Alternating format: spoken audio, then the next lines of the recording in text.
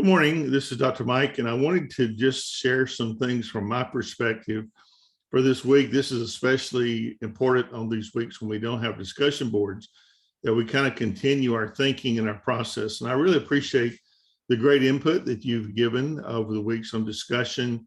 And of course, as you work on your paper this week, you'll get feedback from that as well. This week, we're looking at the period from 1830 to 1850, and it is really a time of change and settlement in the United States.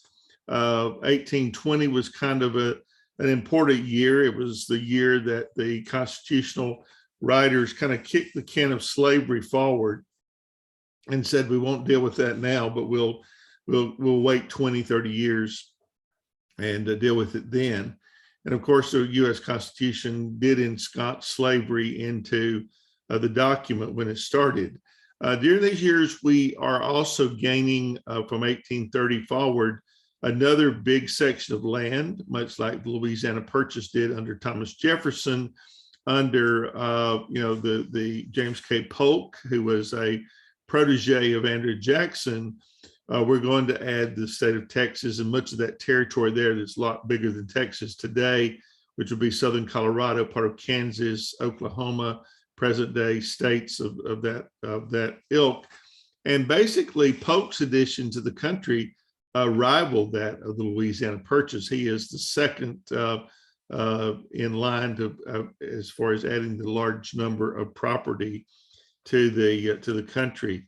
The famous account of the Alamo and the Mexican-American War, it will happen. And remember, the Alamo will become the cry in the battle of the Mexican-American War. And in one sense, the Mexican-American War is a land grab on the part of the country to take this land. And, even in recent days, the whole story of the Alamo is, with Davy Crockett being killed in a hail of gunfire, and Jim Bowie and those others have been relooked at. There is some evidence that Crockett might have been executed by the Mexicans after the battle and taken prisoner and then killed.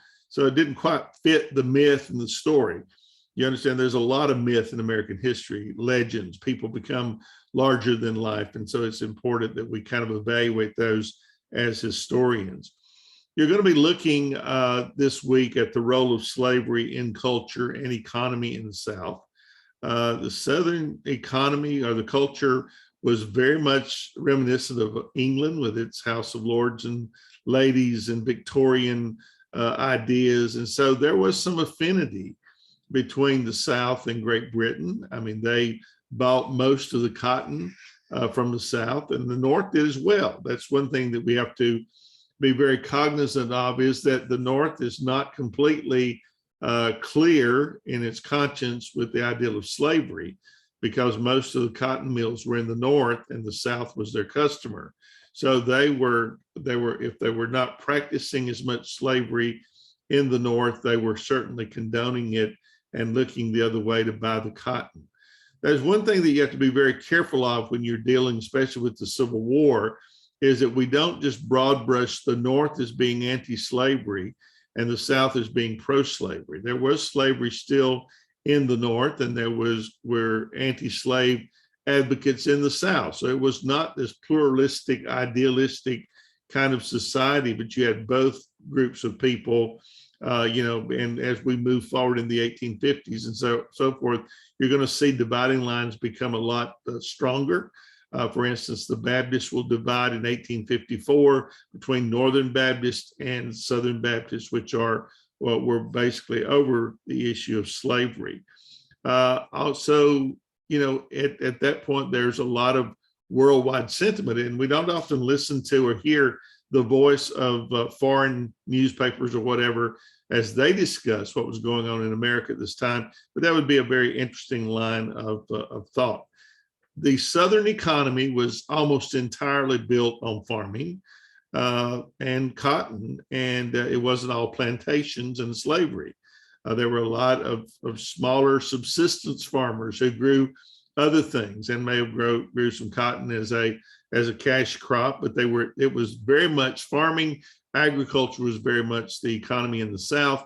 There wasn't much manufacturing, and so One of the reasons why after the Civil War, the South was so devastated was that they did not have the infrastructure for industry and things of that ilk. Slavery, there are several things about slavery that are interesting to note. As we said, not all slaves were in the South, some in the North. When we get to the proclamation, Emancipation Proclamation, one of the important things that we often miss is the fact that the emancipation by Mr. Lincoln was not about freeing all slaves. The emancipation freed only the slaves held in southern states by masters there. And Lincoln was hoping that they would rise up against their masters and throw the war to the North and help with that. But he didn't free all slaves with the emancipation. That came later. There were slaves still being held in the North, a lot of slaves held in the West. And so that would be coming later. Slavery, the slaves had ways, though, of resisting. Maybe work slow down. It might be, damaging, breaking tools, or a large number of slaves would escape into areas that were much more accepting and would not turn them back over. So as we get toward 1850, with the compromise, you also get these agreements to return slaves back to their owners in the South so that slave catchers could go into the North and find runaways. And sometimes they just captured African Americans that weren't even slaves before and would bring them back south and sell them into slavery.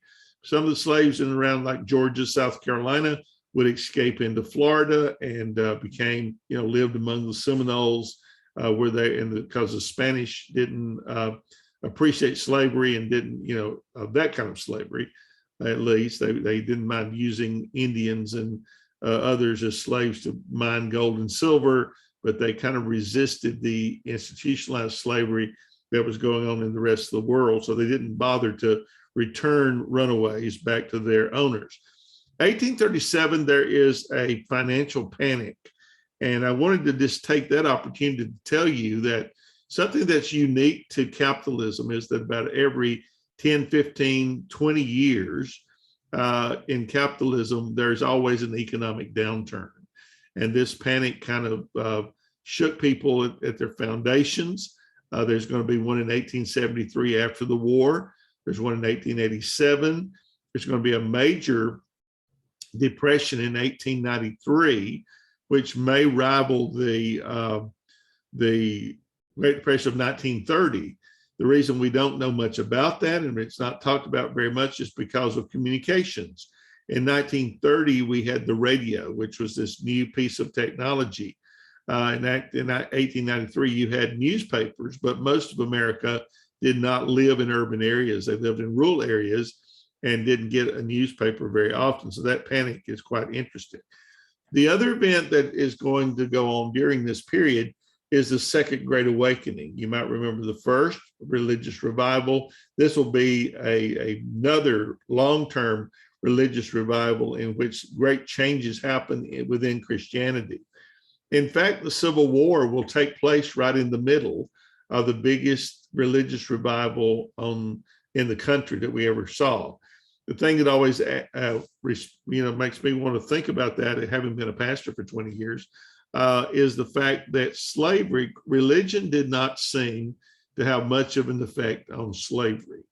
You had Christians that owned slaves, deacons that owned slaves, ministers that owned slaves, and ministers would preach a pro-slavery message in Southern churches.